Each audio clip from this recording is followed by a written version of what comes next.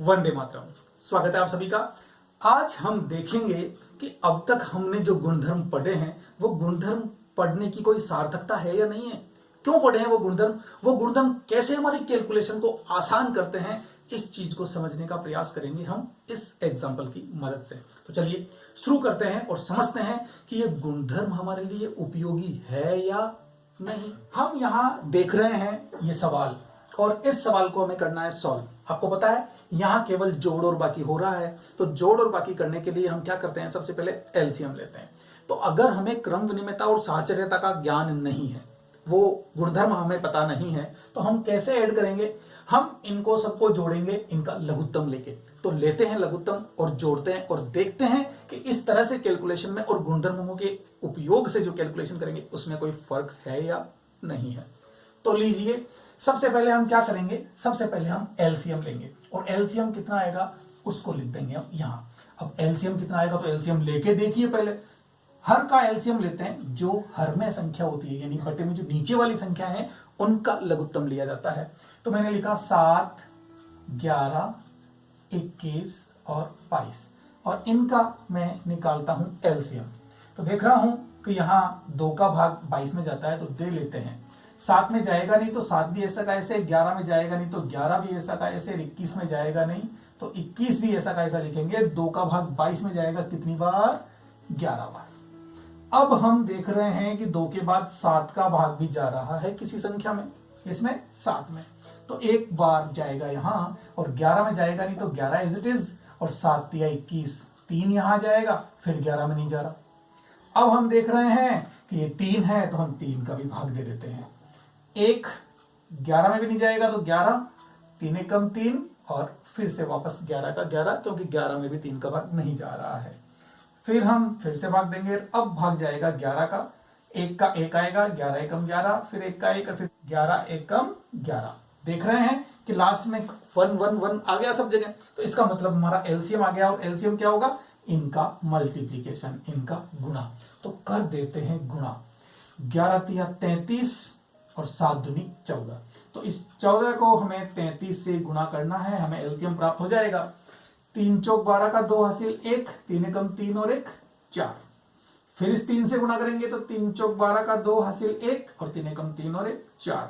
तो हमें क्या मिला, ये तो 2, ये 6 और ये 4, 462 हमारा एलसीएम आ गया। तो एलसीएम को कहां लिखेंगे, हम यहां लिखेंगे, और फिर करेंगे आगे की प्रक्रिया शुरू। जगह खाली कर दूं, इसे मिटा लेते हैं। तो ये तो हमने निकाला एलसीएम। देख लीजिए, जोड़ के लिए हमें इस प्रकार से एलसीएम निकालना होता है जब भी भिन्नों का योग करते हैं। तो जब एलसीएम हमारे पास आ गया तो फिर क्या काम होगा, फिर हम इस 7 का भाग देंगे 462 में, और वो जितने भी बार जाएगा उससे हम गुणा करेंगे इस 3 को। तो दीजिए 7 का भाग 462 में दीजिए कितनी बार जाता है, तो ये लीजिए 462, इसमें भाग देते हैं हम 7 का, 7 छिंग 42, 46 में से 42 को माइनस किया तो 4 बचे, फिर 2 और 7 छिंग 42, यानी कि 66 बार जाएगा। क्लियर।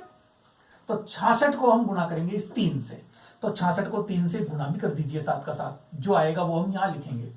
तो 3 छिंग 18 का 8 हासिल 1, और फिर 3 छिंग 18 और 1 19, 198। ये लीजिए, ये आ गया हमारा 198, और प्लस की जगह हमने प्लस का चिन्ह लगा दिया। और अब हम लेते हैं इस भिन्न को, और इसको कैसे कैलकुलेट करेंगे, जैसे इसको किया। सबसे पहले 11 का भाग देंगे 462 में, तो इसे तो मैं हटा देता हूं और भाग देते हैं हम 11 का, 462 में 11 का भाग देंगे। तो 11 चौक 44, 2 बचेगा, और ये 2 आया तो 11 दूनी 22, यानी 42 बार भाग गया। तो इस 42 को हम गुणा करेंगे -6 से, तो ये लीजिए गुणा करते हैं -6 से। तो 6 से गुणा करूं तो क्या आएगा, 6 दूनी 12 का 2 हासिल 1, और 6 चौक 24 और 1 25, माइनस प्लस माइनस, तो माइनस का 252 हमें मिलेगा, माइनस का 252। फिर ये प्लस है, लिख दिया, और जो काम हमने इस भिन्न के साथ किया वही हम यहां भी करने वाले हैं। तो ये लीजिए, हम अब भाग देंगे 21 का 462 में, तो ये 21 और 462 में भाग देते हैं 21 का। 21 दूनी 42, पहाड़े तो आपको आते ही हैं। 21 दूनी 42, 6 में से 2 गया तो 4 बचा, 4 में से 4 गया तो 0 और ये 2 उतार। फिर 21 दूनी 42, कितना आया 22। आगे लिखने की जरूरत थोड़ी है, आप समझ रहे हैं ना। 21 दूनी 42, 0 शेष बचेगा तो 22 बार भाग गया। इस 22 को मुझे गुणा किससे करना होगा? इस 22 को मुझे गुणा करना होगा -8 से। तो -8 से गुणा कर दीजिए। 8 दूनी 16 का 6 हासिल 1, फिर 8 दूनी 16 और 1 17, माइनस प्लस माइनस, माइनस का 176 में प्राप्त हुआ, ये लीजिए -176। फिर से प्लस लिख दीजिए और इस भिन्न के साथ भी यही काम कीजिए जो हमने इन तीनों भिन्नों के साथ किया है। अब इस 462 में हम भाग देंगे किसका? इस 22 का। तो ये लीजिए 22, और इस 22 का भाग 462 में कितनी बार जाता है देख लीजिए। 22 दूनी 44, कितना बचा? 2।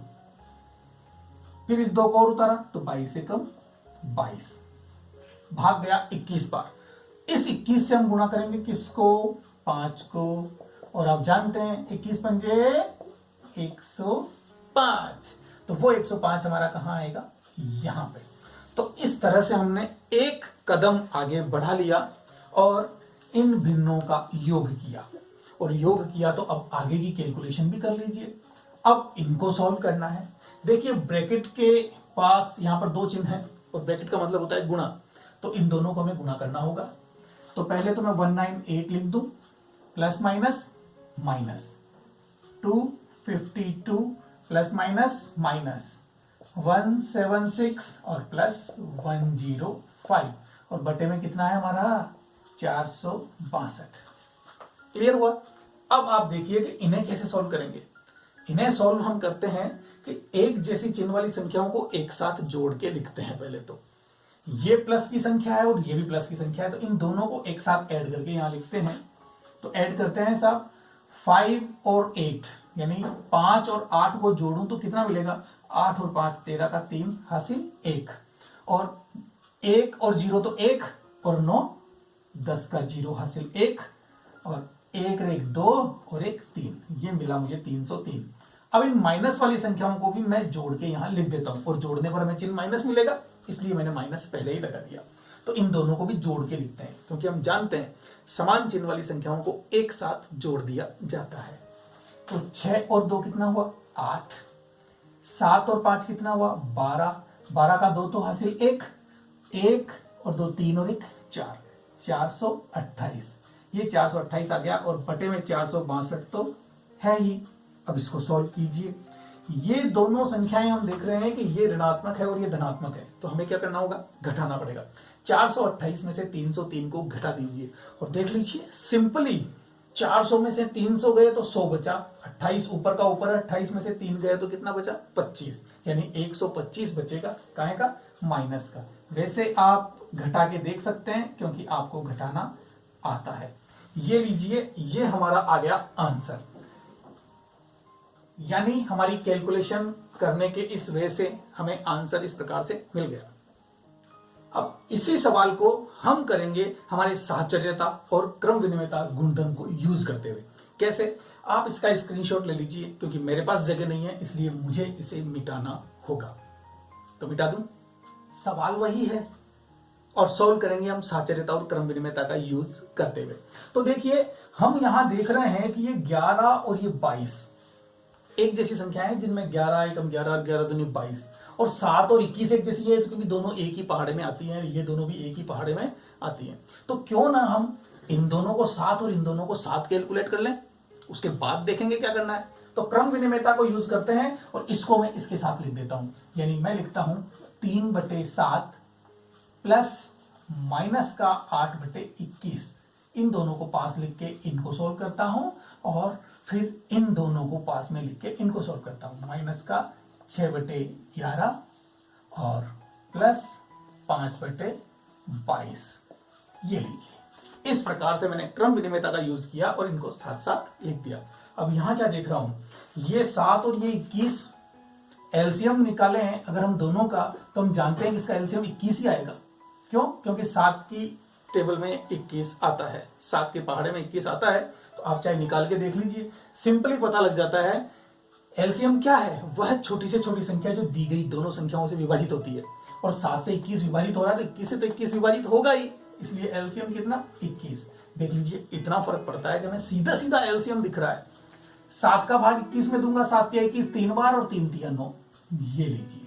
प्लस माइनस मल्टीप्लाई किया तो माइनस 21 का भाग 21 में दूंगा 1 बार और 1 को 8 से गुणा करूंगा तो क्या मिलेगा 8। ये इसकी कैलकुलेशन हुई। और अब इसकी कैलकुलेशन ले लीजिए आप, यहां भी एलसीएम सीधा सीधा 22 दिख रहा है, क्योंकि 11 का भाग 22 में जाता है, तो 22 हमारा एलसीएम हो गया। 11 का भाग 22 में दूंगा तो 2 बार जाएगा, और 2 को 6 से गुणा करूंगा तो 6 दूनी 12, प्लस 22 का भाग 22 में दूंगा तो 1 बार, और 1 को 5 से गुणा करूंगा तो 5। अब इन दोनों को सोल्व कीजिए। 9 माइनस 8 यानी कि 1/21 प्लस, और यहां देख रहा हूं माइनस का 12 और प्लस का 5 है, तो इन्हें घटाना पड़ेगा। 12 में से 5 गया तो 7, काय का माइनस का, और बटे में कितना आएगा 22। ये लीजिए, माइनस है तो हम ब्रैकेट में लिख देते हैं।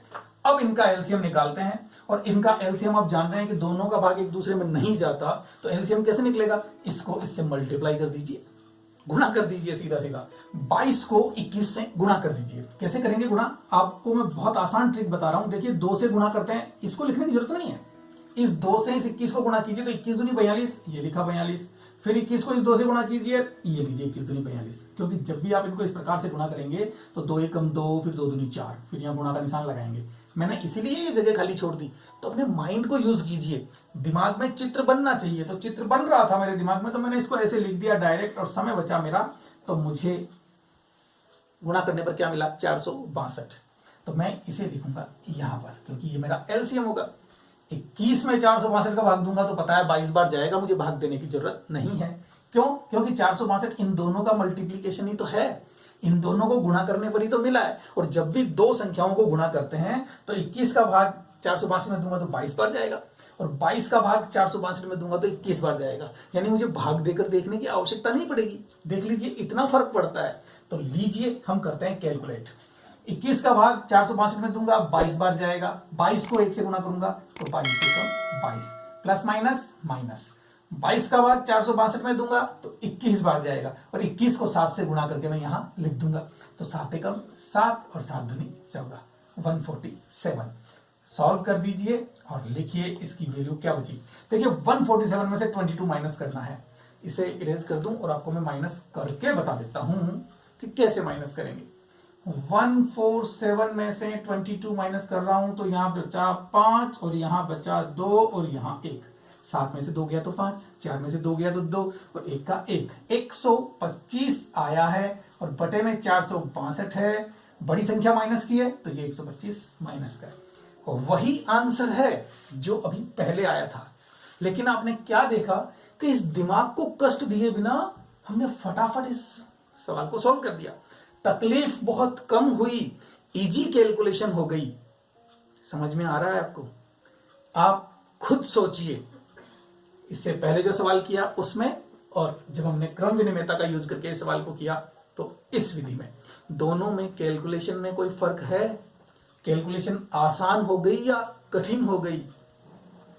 आप पाएंगे कि कैलकुलेशन वास्तव में इन गुणधर्मों का यूज करके आसान हो जाती है। तो इसलिए हमें ये गुणधर्म सीखने ही चाहिए, और इन गुणधर्मों को यूज करके हम कैलकुलेशन को आसान बना सकते हैं। और गणित तो हर चीज को आसान करती है, लेकिन वो तभी पॉसिबल है जब हम इन गुणधर्मों को सीखें, गणित के नियमों को सीखें। तो इन गुणधर्मों का ढंग से अध्ययन कीजिए और इनको समझिए, ताकि हम कैलकुलेशन में इनको यूज करके हमारी मैथमेटिक्स को आसान बना सकें और हमारे दिल से इस मैथमेटिक्स के डर को भगा सकें। गणित बहुत आसान है अगर इसके नियमों को सीख लिया जाए तो। ओके बाय, मिलते हैं नेक्स्ट पार्ट में।